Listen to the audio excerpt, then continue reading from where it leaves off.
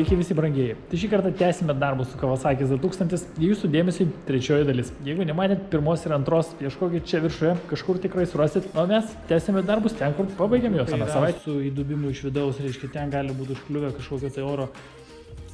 Tai va, tai žodžiu, dabar jisai prasistovės. Einam dabar žvakės pakeisti ir oro filtrą, kadangi jau tuos dalykus aš gavau. Nu, žvakės tai čia toks pošlikštis dalykas, reiškia, aš jau čia bobinas, vat, kaip matė, turbūt išsiėmiau.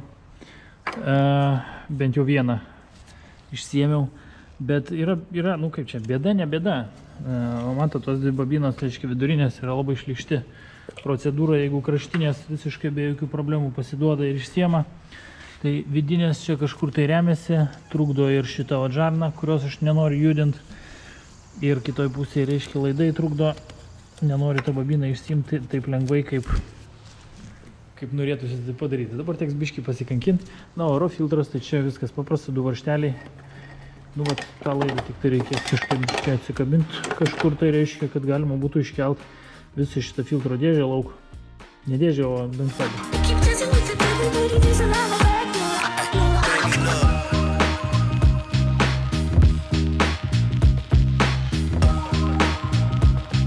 Žvakės yra sudėtas į savo vietą. Labai šlykšti procedūra, kaip ir minėjau, tos dvi vidurinės buvo, bet viskas pavyko. Jeigu nori, kaip sakoma, tikrai yra įmanoma. Sudėjau ir čia tuos atlaidus prijungiau taip, kaip turėtų jie prisijungti savo vietoj. Fiškė nesibaladoja ten, kur jinai neturėtų. Visos bobinos yra prispaustos į apačią, nu, ant žvakės, taip kaip turi būti. Vienas niuansas, kurį jeigu jūs nuiminėjat, būtent tai yra bobinos, reiškia, su fiškutėm, tai nepamirškit, kad ta gumelė labai dažnai lieka, va ta oranžinė, kur yra aplinkui, labai dažnai lieka arba bobinoj, arba tiesiog traukiant, jinai nukrenta ant žemės. Jeigu jūs jos neuždėsit, tai bus garantija praktiškai tai, kad papuls vanduo. Ir, nu, visokie blogi dalykai gali dėtis. Tai žodžiu, tada toliau ką? Oro filtras, galinė dar stabdžių žurnelį reikia keisti. Ir ko gero bus galima jau sutverti visą viršų to motociklo, kad daugiau tenais šiemet mums lysti nebereikia. Tai išsikrapštėm ir oro filtrą, neilgai čia užtruko viskas čia vietoj. Nu tai va, žiūrėkit, senas ir naujas. Skirtumas tikrai yra ir aš manau, kad jam jau laikas.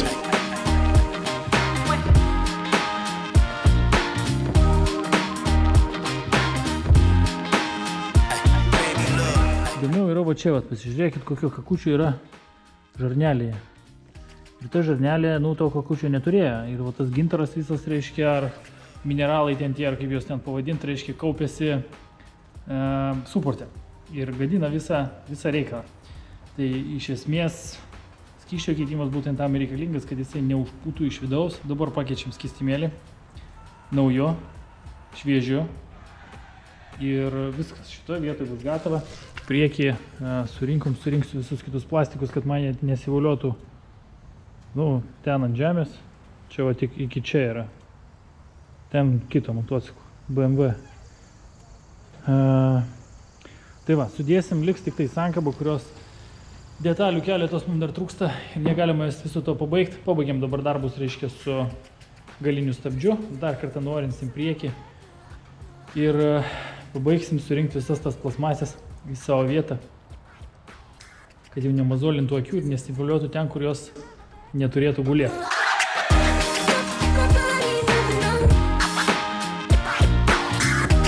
Toks idiotas, jūs pažiūrėkit, kokį nesąmonę padariau. Tokią smulkmeną, bet aš turbūt jau jos nemiegosiu ilgai. Va, žiūrėkit, plasmasiukas. O plasmasiukas buvo čia. Dabar, kad jį įdėt, vėl reikia atsileisti vairą ir... Nu gerai, tai aš, kaip sakoma, nelabai stipriai imu visą šitą reikalą į galvą ir tiesiog atsileisiu vairą, pasikelsiu, įstatysiu plasmasiuką atgal į vietą. Taip pat dar pasižymėsiu visas varžtus, tuos pačius svarbiausius, kuriuos prisukinėjau, kad žinočiau, kad prisukta. Nes motociklas turbūt stovės dar kokie 10 dienų arba 2 savaitės, kol gausiu detalės trūkstamas. Tai tiesiog pamiršiu ir, kaip sakoma, išleidęs vėl galvosiu, ar prisukau, neprisukau, iki galo, ne iki galo, reiškia. Tai kol atsimenu, reikia būtinai tą dalyką padaryti.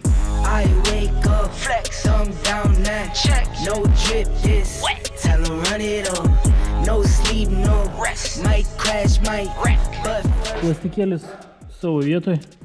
užkemšam dekoratyvinius kamštelius bendram vaizdui pagerinti.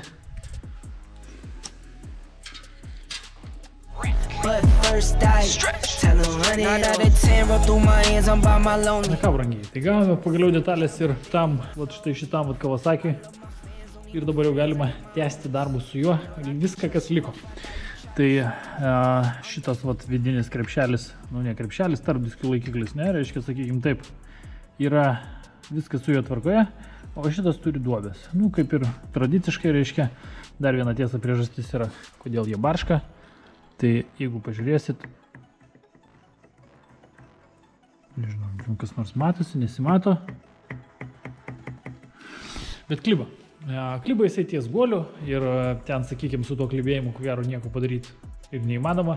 Tiesą pasakius, niekada nebandžiau pakeisti detalių naujomis, bet labai tikėtina, kad yra, padilę, jeigu taip galima sakyti, per amžių pensija, kaip sakoma, dar niekam nebuvo į naudą.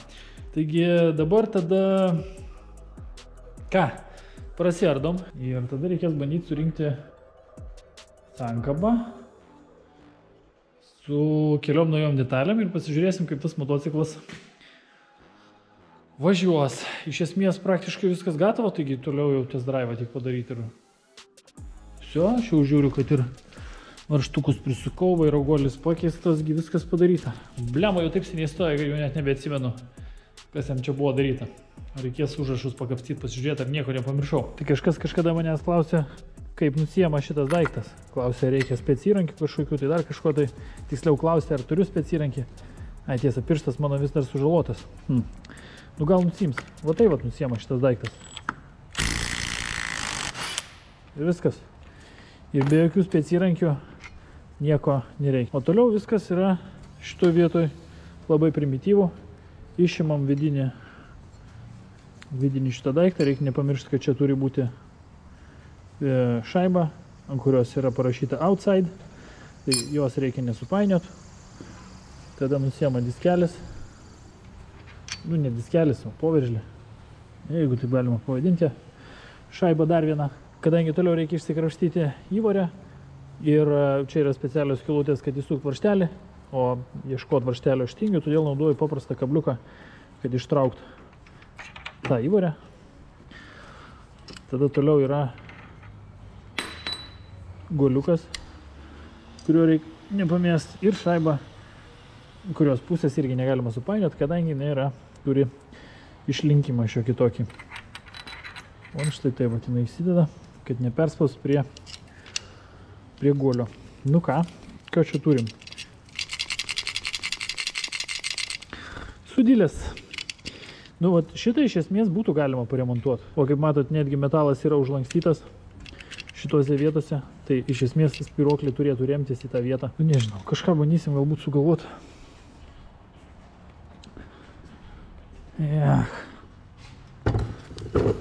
Reikėjo, blemba, anksčiau šitą nesąmonę nusimti, bent būčiau turėjęs laiko padaryti viską. Tai kad ir kaip laiko nebūtų ir būtų nežmoniškas darbų kiekis, negaliu aš tokio reikalo palikti likimo valiai. Tai mes šitą visą reikalą išardysim ir padarysim, kad tos spyruoklės barškėtų. Tai spyruoklės yra įsistatančios į tą, kaip matot, šitas dantratis, kurį suka variklis savo ruoštų tiesiai jau nuo alkūninio velino, turi laisvumą. Ir tos spyruoklės yra skirtos tam, kad sugerti smūgį nuo variklio. Nuo alkūninio velino, nuo variklio darbo, kitaip sakant. Ir yra 3 tie sugerimo stiprumai. Tai pirmasis, kaip matot, yra įstrigęs ir jau iš karto remiasi į apatinę aliuminę detalę. Čia yra tokie laiptukai, reiškia, ir čia yra tas judėjimo diapazonas, kurį jisai įgauna, reiškia, tas spyruoklė, kai juda, reiškia, šitas, ne? Ir pažiūrėkit, kaip skiriasi šitas nuo šito, ne? Šitas spyruoklė užspaudžiama yra vėliausiai, šitos 2 yra anksčiau, o šitos 3 spyruoklės yra užspaudžiamos tik pradedant važiuoti. Kitaip sakant, kai atsiranda apkrova, jis biškį sugeria, reiškia, tą smūgį ir gražina, kad nebūtų tos disbalanso, vibracijos kažkokios tai ir viso kito. Matot, kaip jis juda, kiek jisai turi eigos. Tai staigiai davus gazo, jis, kaip sakoma, persikreipia ir per visas spyruoklės praeina tas smūgis, kad nebūtų to tokio staigaus. Ir grįžtant atgal, reiškia, lygiai taip pat. Ir tos plonas spyruoklės jį išlaiko, reiškia, per centrą. Čia va jisai turi šiokį tokį spyruoklę, kurį jį prispaudžia prie... Nežinau, čia nusiema, nenusiema, panašu, kad įpresuota yra ta dalis.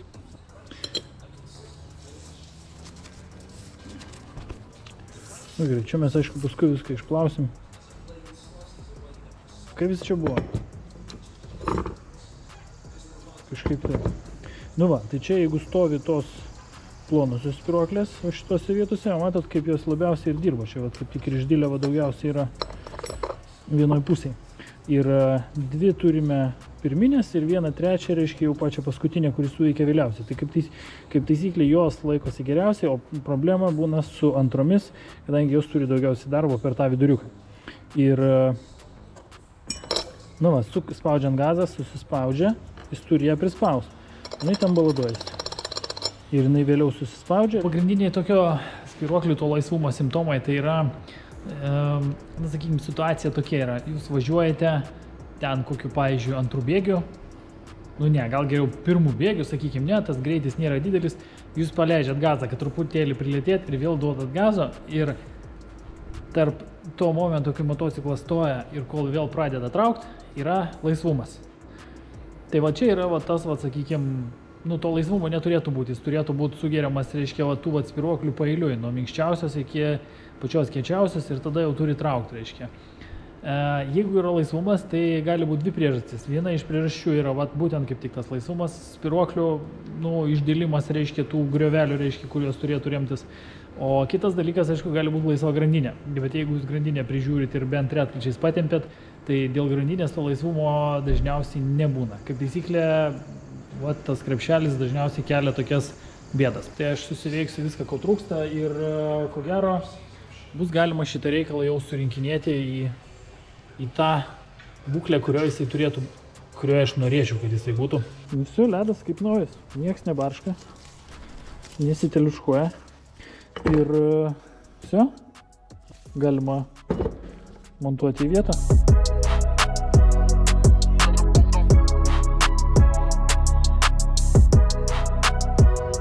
Na tai ką, atėjo momentas, kai reikia pilti gyvybės į motociklą, truputėlį kraujo dar niekam niekada nepakenkė. Pilasi čia beveik 4 litriukai, tai kamštis platus, kaip sakoma, galima kišti iki galo ir nežiūrint, liurlinti beveik visus 4 litrus. Tikiuosi filtrą prisukau, aš nepamiršau. Gerai, prisuktas naujas. Tai va, įvarvinam 4 litrus, kaip matėt, sutepėm sankabos šitą rankenėlę, kadangi jinai buvo pilnai išplauta papildomai tepaliukų. Šiaip tokio dalyko tept papildomai niekada netepu, kadangi tas tepalas, kuris būna iš gamyklos, jisai tenais visada ir lieka, nu, jeigu nebuvo anksčiau ir ardyta. Kas dar? Diskeliai susidėjo, tarpdiskiai susidėjo, viskas ten gražus, kaip matėm jau anksčiau. Beliko tik tai užveržti 2 varžtelius, kad jie sureguliavimas niekur nepabėgtų. Su šituo reikalu taip pat atreguliavom rankenėlės atstumą, tą laisvumą. Laisvumas turi būti 2-3 mm laisvos rankenėlės, visiškai be troso tempimo, sakykime. 2-3 mm. Paskui jau tą dalyką galima pasireguliuoti, kaip patinka nuo rankenos, tą atstumą iki momento, kol suveikia, reiškia, nu, kol jau sankaba tą pradeda kabinti. Nu, va, įliurnom beveik 4. Dabar reikia pasižiūrėti, ar gerai. Ar gerai. Taip, šitas motociklas biškai nukritęs, mažai man čia vietos. Nu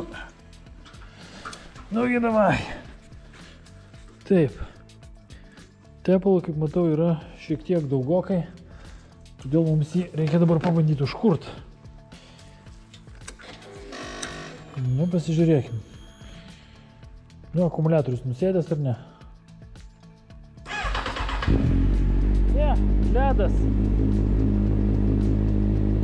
Taip, lemputė užgeso, truputį dar palaukiam.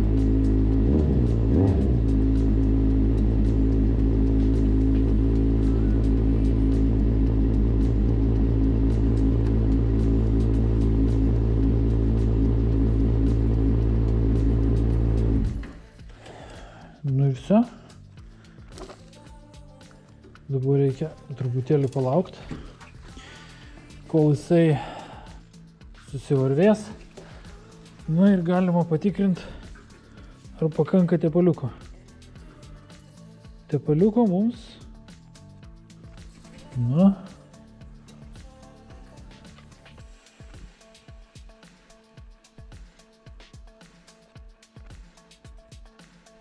pakanka. Nežinau, ar jūs ką nors matot, bet pagal mane tai tikrai pakanka. Nu ir va, stabdžiai smėrtelni. Netgi tą rankinėlę dabar galima arčiau patraukti. Nereikia taip toli laikyti. Nu va, lyg tai viskas tvarkoj. Reikia dar padaryti test drive'ą. Bet šitą dalyką mes padarysime kitą dieną, kadangi šiandien, kaip matot, pro langą jau tamsu. Kažkas užtraukė užuolaidą ir išjungė šviesą. Taigi kitos dienos lauksim. Šiandien jau tingiu. Laikas namo.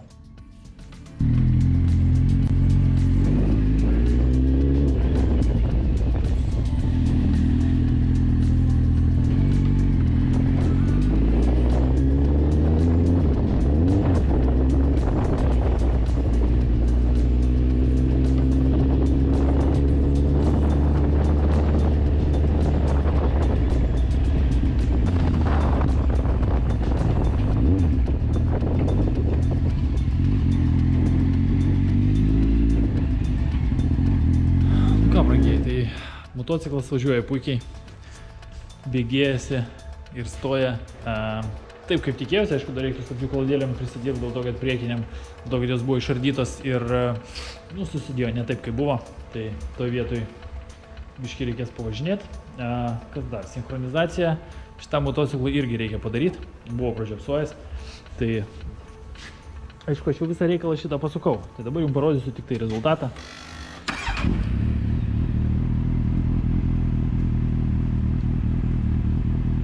Labai gražiai viskas stabilizuojasi, išsilygina ir labai guolis pagyvino tą motociklą, reiškia jis pasidarė nebe toks, kaip čia sakyti, medinis arba nebe toks pagelio tiesaus tipo, labiau panašus į motociklą negu paspirtuką. Sankaba labai tikėtina, kad jinai kuo puikiausiai ir toliau veiks ir tikrai nieko tenais su jie nesitiks. Turėtų ir pirmas bėgis įsijungti, ir laisvai būtų įmanoma susirasti. Ir visa kita, kas būna, kai būna sankaba tinkama. Ir ypač rankenėlė minkšta, švelni ir nekankinanti sankryžas. Viskas brangiai. Visus kviečiu protingas ir neprotingas mintis palikti apačioje, komentaruose. Niekur toliai nereikia. Mes taip pat retkarčiais būname ir Instagram'e, taigi galite mūsų paieškoti ir tenais. O jeigu nori daugiau tokių video, tai subscribe, juostelė, varpelį šalia. Gausit pranešimą, kai taip įvyks. O šį kartą atsisveikinu. Iki.